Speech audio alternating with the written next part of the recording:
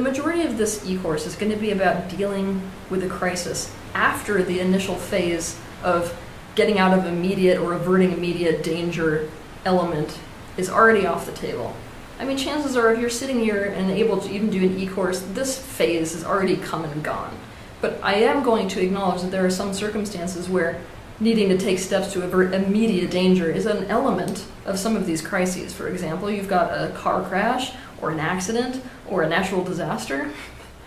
For that reason, I'm going to give you some tips for that process. Before I get into them, I'm going to also tell you something. If you're in this must take immediate action to avert danger type of a scenario in a crisis, you're not going to get it perfectly right, and that's totally fine. Some things you are going to get right. Those survival mechanisms kick in to get you out of immediate danger, and they do a lot of things right very quickly. They also do some things wrong, because you're not going to be able to be in your objective mind when those primal elements of your being are activated. So just know, mistakes are going to be made. No, nobody's going to get that perfectly. Know that you're in a situation where you got to do the best with what you have from where you are. So let's say you're in one of those must avert immediate danger types of crises. Here are some steps that you want to take. This is the bare minimum of how to deal with it the best way you can. The first is you're going to begin diaphragmatic breathing. Now I'm not talking sitting in meditation, I'm talking wherever you are, even if it's on the side of a freaking highway. I want you to start to breathe as deep as you possibly can, and the best way to do this is to do what professional singers do. You're going to start breathing deep into your lower back.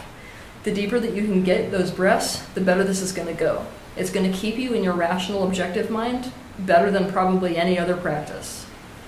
What breathing in this way really does is it mitigates panic. Panic cannot happen when you're in this type of a crisis situation, because chances are, in about half a second, you have a million things that have to be done, and all of them ASAP. Panic's not going to help with that. In fact, it's going to make it impossible to really accurately prioritize in that situation. So, diaphragmatic breathing. You can do it from wherever you are. You don't need to be sitting in a meditative state.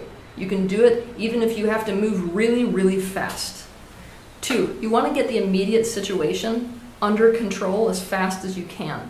This means ensuring the safety and well-being of people. You definitely, in this phase, need to prioritize people over property. And this phase, this step may mean immediately making a call to somebody who is more knowledgeable relative to that particular crisis than you. For example, this may be the time to call in crisis managers or emergency teams, for example. 3, the next step is you're going to analyze the situation to the best of your ability. Obviously, this is not going to be a perfect exact science, but this is the phase where you got to gather all the information that you can get your hands on and gather it freaking fast. So here's the 3 questions you're going to ask yourself in this analyzing phase. What happened? What happens now? And what needs to happen next? Base everything that you're about to do on those 3 questions.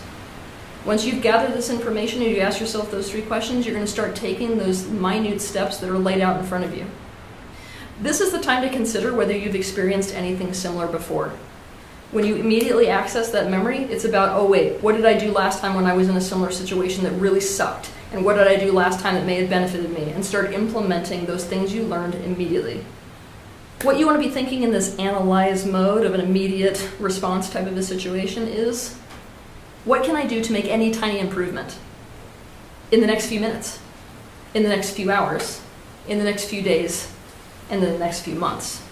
It's really important during this phase that you seriously analyze the ethical and legal implications of every step that you are taking, because this is the phase in which you could make knee-jerk reactions that get you into ethical and legal trouble later.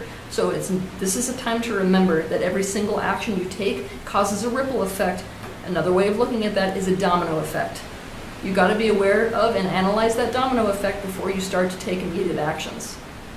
4, and this is probably the most important one to responding immediately. A crisis has a way of putting so much pressure on you that you are immediately going to have to define your values. So this next point is to act in alignment with your values and stay true to what really, really matters to you, and do so in a very profoundly powerful way.